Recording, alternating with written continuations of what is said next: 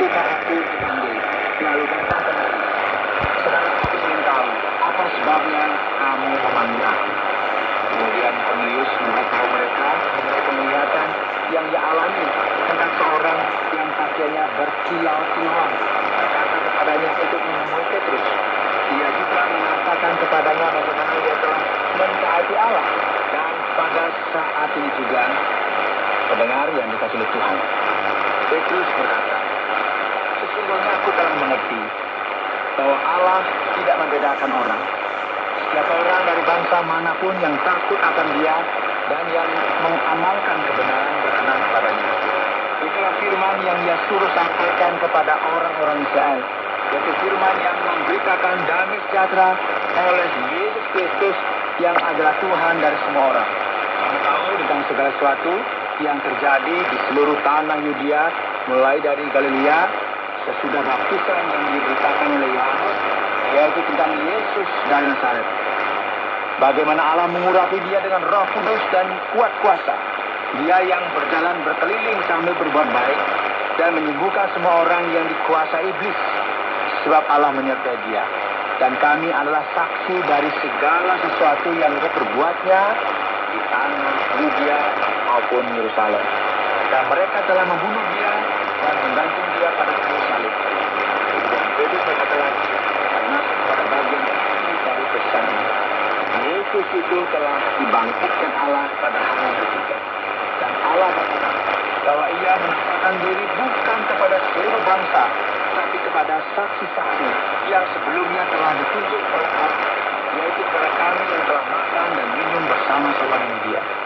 Setelah Ia bangkit dari antara orang mati, Ia telah menugaskan kami memberitakan kepada seluruh bangsa dan bersaksi bahwa Dialah yang ditentukan Allah menjadi hakim atas orang-orang hidup dan orang-orang mati. Tentang Dialah semua telah bersaksi bahwa barang siapa percaya kepadanya, Ia akan mendapat pengampunan dosa oleh karena namanya. Pada saat ini, ketika Petrus sedang berkata demikian, turunlah Roh Kudus atas semua orang yang mendengarkan pemberitaan itu.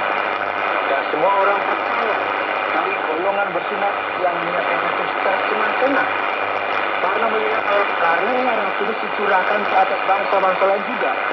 Sebab mereka mendengar orang-orang itu berkata-kata dalam bahasa roh dan memuliakan Allah. Lalu kata Petrus, bolehkah orang mencegah untuk membaptis orang-orang dengan air, sedangkan mereka telah menerima Roh Kudus sama seperti kita? Lalu Ia menyuruh mereka dibaptis dalam nama Yesus Kristus. Kemudian mereka meminta Petrus supaya tinggal beberapa hari lagi bersama-sama dengan mereka. Pendengar yang dikasihi Tuhan, ini merupakan cerita yang sangat luar biasa. Ini Injil melampaui batas yang ada dan memberikan pengaruhnya kepada bangsa bukan Yahudi. Ini merupakan kisah yang menarik mengenai pertobatan orang bukan Yahudi yang pertama. Semua ini sesuai dengan rencana Allah untuk menyatakan kuasanya. Menyatakan bahwa kuasanya melampaui batas dan terjadi setelah makan siang yang sulit untuk ditelan.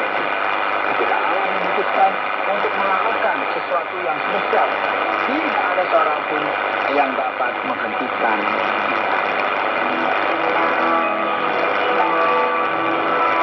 Anda sedang mendengarkan Jalan Kemenangan dan rangkaian kisah para rasul pasal yang ke-10 yang telah dijelaskan oleh Pak Yohanes dengan topik makan siang yang sulit ditelan. Perjalanan kita sejauh ini luar biasa dan mengesankan.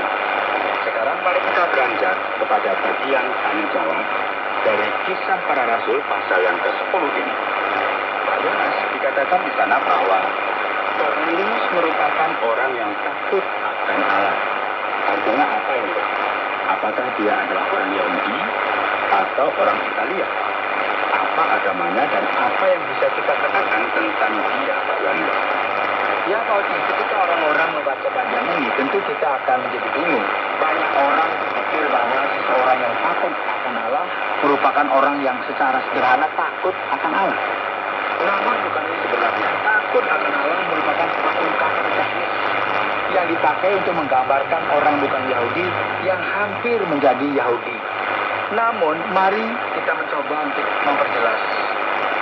pada waktu itu terjadi krisis di dunia, khususnya dalam hal rohani. Dan orang-orang mencari jawaban dalam kehidupan. Mereka mencari tahu, kita berasal dari mana, kita ini siapa, dan kemana kita akan pergi. Dan para penyembah berhala tidak memiliki jawaban atas semua ini, sehingga yang terjadi adalah orang-orang ingin mengetahui lebih lagi mengenai Allah Israel, yaitu satu-satunya Allah yang sebenarnya. Beberapa orang bahkan memberikan dirinya untuk disunat dan menjadi orang Yahudi. Orang-orang ini bahkan memutuskan untuk memeluk Islam, dan mereka ini sering disebut sebagai proselit. Namun ada beberapa orang yang berkata, aku tidak perlu disunat atau mengikuti semua ritual ini. Aku percaya kepada Allah orang Yahudi, pergi ke rumah ibadat, namun tidak mau menjadi orang Yahudi secara resmi. Ya, jadi orang-orang yang melakukan hal tersebut sebagai orang yang takut akan Allah. Inilah yang terjadi dengan Cornelius, dan inilah mengapa meskipun dia adalah orang Italia, meskipun dia adalah orang Yahudi, dia mengikuti upacara yang berkaitan dengan Yudaisme karena ia adalah orang yang takut akan Allah.